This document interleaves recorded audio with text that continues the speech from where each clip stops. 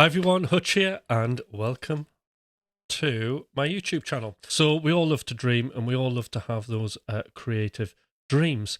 Now, dreaming is super important, but a lot of the times when we think about dreaming, a lot of it is the conscious thinking, when we just kind of open up our door and we just start playing and regurgitating our usual ideas, all right? But what I like to propose to people, right, is why don't we just make music without having any judgment? So we can go into making a piece of music with an intention, so maybe an idea, maybe there's an emotion that you want to express, but really what we need to do is we need to get to the good stuff, and the good stuff is the unconscious thinking.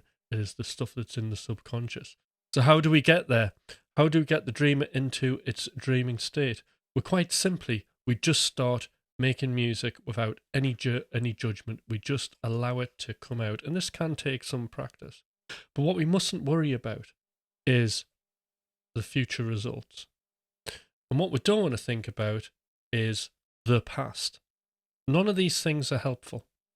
There's no point in going a timeline thinking about things that have happened that didn't go right, and there's no point in then predicting pointless futures that haven't happened yet. The only thing that exists is what we're in now, and that is moving ideas from the subconscious to the conscious, to then playing them so they physically live outside of our bodies. And that is what the dreamer is all about. Dreaming, thinking of ideas.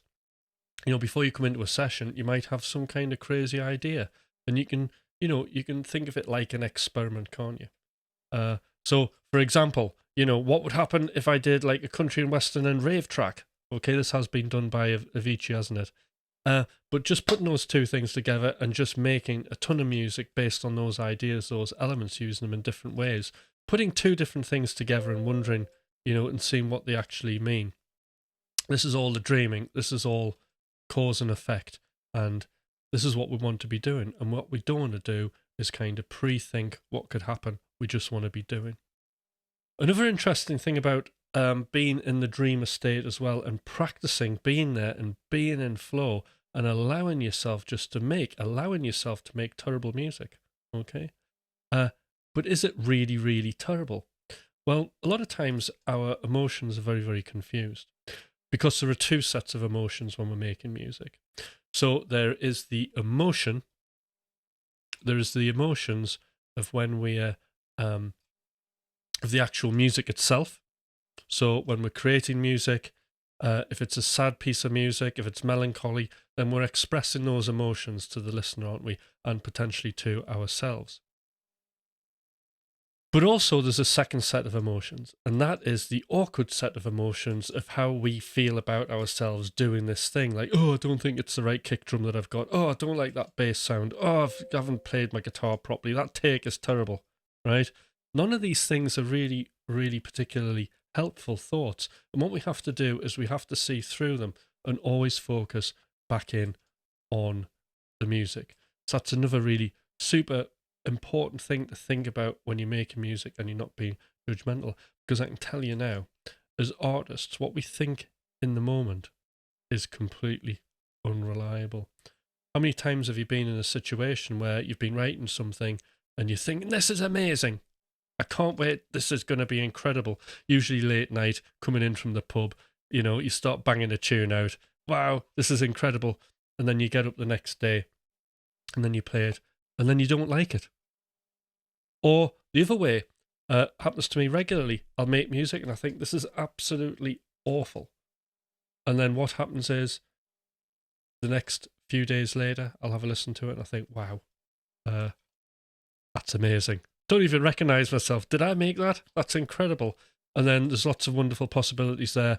And then you can develop those ideas further.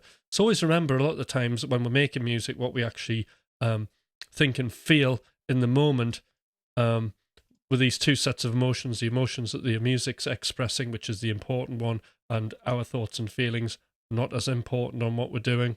This can like knock us off course a bit. So now you're aware of those two sets of feelings. I hope this sort of gives you a lot of insights into your own music making. Now, if you like this and you like this video, this is one of my kind of quick tip kind of things.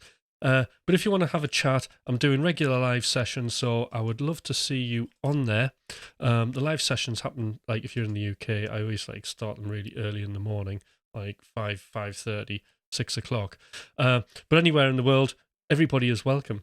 And if you want to just like chat to me about music making or anything like that, or I'll even have a go at like coaching you online, which is one of my favorite things to do, even though you'll just be texting, I will do my best to respond and help you. Other than that, do hit the subscribe button and the notifications so you know when the lives are happening and when new content is being uploaded. Other than that, I know I hope that rambling wasn't too confused, and I hope you do get some insights out of that. All right then. See you for now.